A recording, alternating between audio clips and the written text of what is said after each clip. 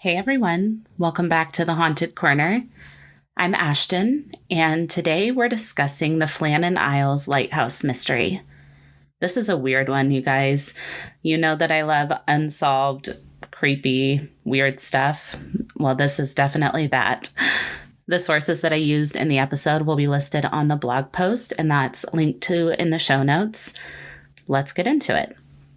The Flannan Isles, also known as the Seven Hunters, are a group of islands located off the western coast of Scotland. In the late 1800s, a decision was made by the Northern Lighthouse Board to build a lighthouse on Eilean Mor, the largest of the islands, to guide ships through the treacherous waters of the North Atlantic. The 75-foot lighthouse was designed by a man named David Allen Stevenson. Fun fact, he also designed the Tarbot Ness light, which is on display at the National Maritime Museum. It was designed and built because of the loss of 16 vessels in the Moray Firth storm in 1826 on Tarbot Ness. Now, construction on Eilean Mor was completed between 1895 and 1899 and included the lighthouse, surrounding stairways, landing areas, and cable-hauled railway tracks.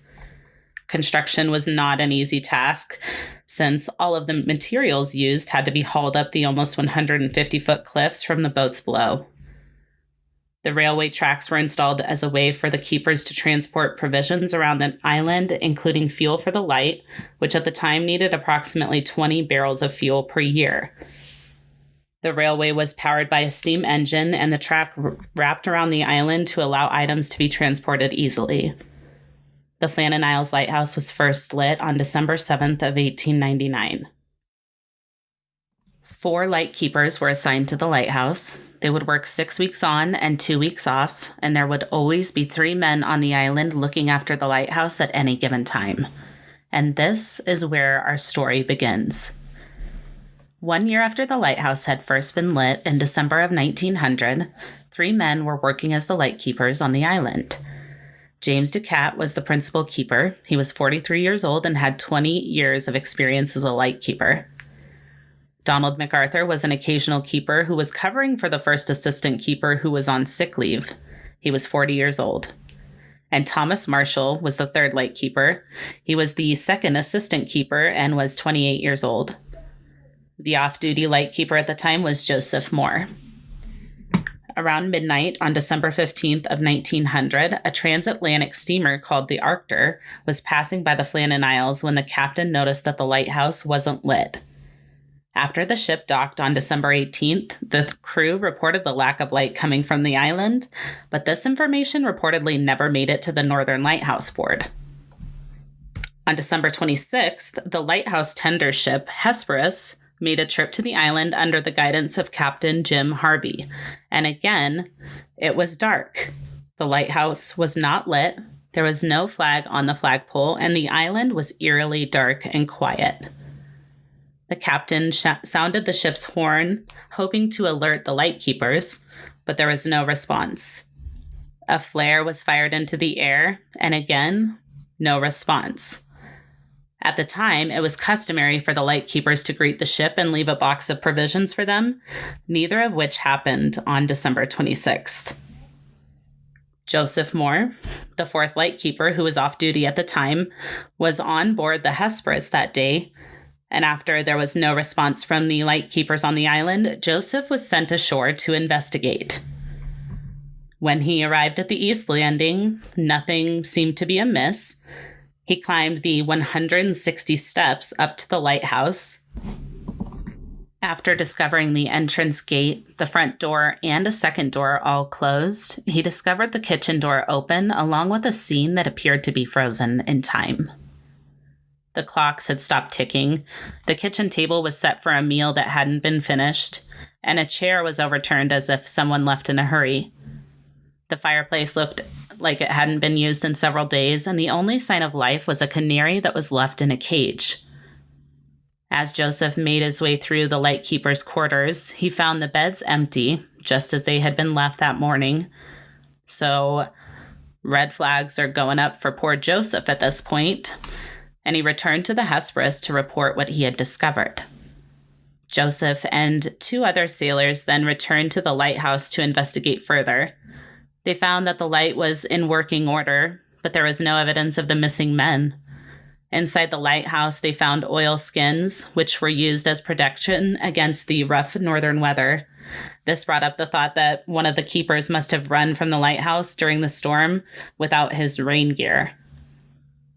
At this point, Joseph Moore and the 3 others were left on the island to operate the lighthouse while the Hesperus went back to send word to the Northern Lighthouse Board of the 3 missing men. While Joseph and the others remained on the island, they continued to search for clues, for anything that would tell them what happened to the missing lightkeepers. During their search, they discovered the west boat landing was damaged, and a box that had been holding tackle and ropes was missing. The ropes were found strewn about the rocks, and the iron railings around the landing were broken, bent, or missing completely. But this information was already detailed in the keeper's logbook, which means that it was not directly related to the missing lightkeepers. Another item that was noticed to be missing was a life buoy that had been kept along the railings, a casual 110 feet above sea level. So while performing the search of the island and the items remaining in the lighthouse, Joseph was able to determine exactly what the 3 missing lightkeepers were wearing at the time of their disappearance. Donald MacArthur had left behind his only coat, so he took off into the coastal air of Scotland in December without a coat. Again, red flag. Joseph also came across the logs from the days leading up to the disappearance of the lightkeepers. The last entry was from December 13th of 1900, with smaller notes on December 14th and 15th describing the atmospheric readings and the time that the light was extinguished on the morning of the 15th. The log also described the recent strong storms and winds that they were experiencing. However, there were no other reports of bad weather during that time.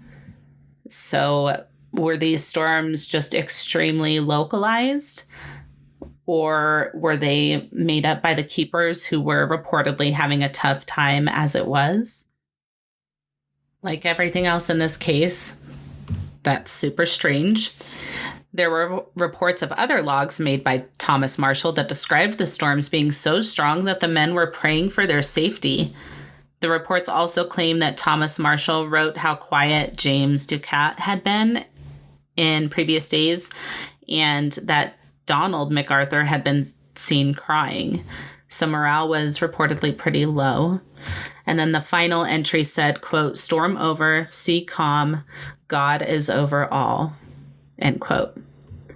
These reports of logs have been scrutinized in the past, claiming they aren't authentic, though.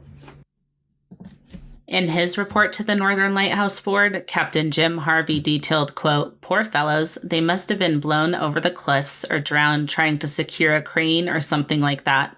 Nothing appears touched at East Landing to show that they were taken from there.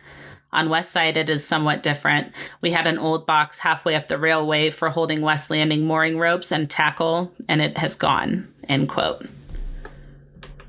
Robert Muirhead, the Lighthouse Board superintendent, had personally recruited the 3 missing men, and so he traveled to the Flannan Isles to conduct his own investigation. With how isolated the islands were, the lightkeepers would have essentially been on their own to fend for themselves. But there was one man who was tasked with keeping an eye on the lighthouse from afar. His name was Roderick Mackenzie. He was a gamekeeper, and he was paid £8 per year to watch for communications from the lighthouse.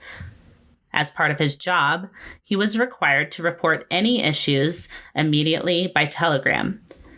Lightkeepers would use poles with balls and discs on them, which they would place off of the balcony of the lighthouse to signal that they needed help. James Ducat had previously requested that a test be performed to see how long it would take for someone to notice a signal from the lighthouse and respond. But this was never completed.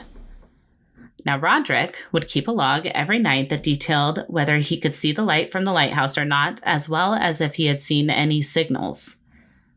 After the disappearance of the lightkeepers, Roderick was interviewed, and he claimed that he couldn't see the light from the lighthouse between December 7th and December 29th, except for on one occasion on December 12th.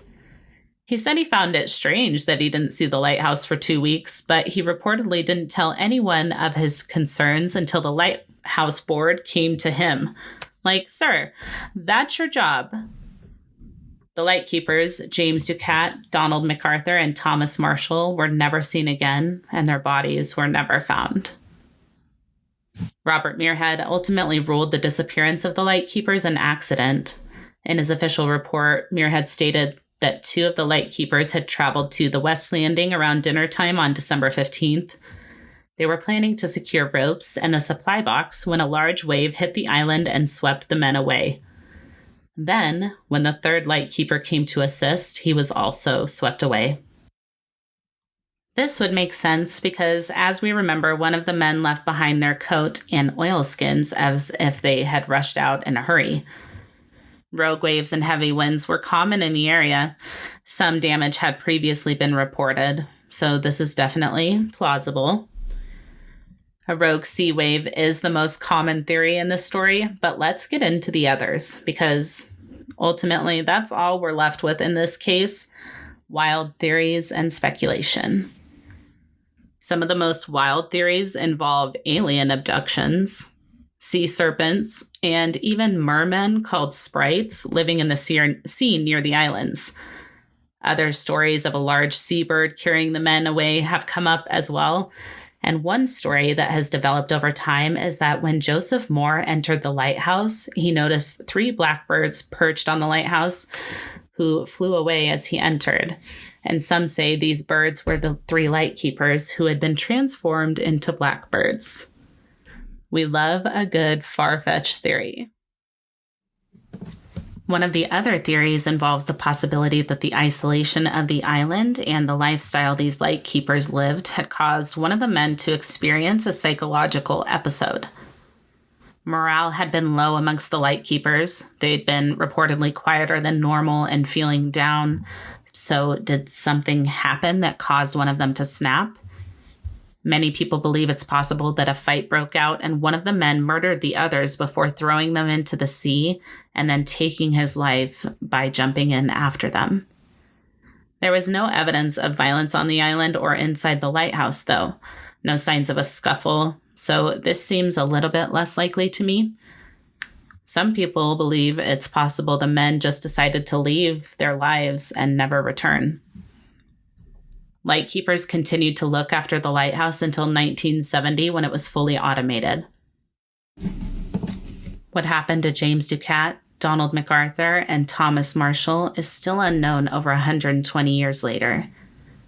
And that is the story of the Flannan Isles Lighthouse mystery. Thanks for tuning in today. I hope you enjoyed the episode. I'd love to hear what you thought and what you think happened to these 3 lightkeepers. The sources for today's episode will be listed on the blog post for the episode at thehauntedcorner.com. Check out the other episodes of The Haunted Corner available now wherever you listen to your favorite podcasts. If you're enjoying the podcast and would like to share your support, head on over to Patreon. You'll have access to the exclusive Patreon-only episodes, early and ad-free access to episodes, plus so much more. Head over to patreon.com/The Haunted Corner to join now. Follow us on social media at The Haunted Corner on Instagram, Facebook, YouTube, and TikTok. If you're enjoying the podcast, be sure to tell a friend and rate and review wherever you listen. It really helps the show. If you have a case suggestion or a correction to share, or you want to tell me a story that you have, if you have a connection to true crime or a paranormal experience that you want to tell me, I'd love to share that on the show. So send it over to thehauntedcorner@gmail.com or submit it through the website. Until next time, be kind and take care of yourselves, take care of the people around you, and we'll see you soon. Bye.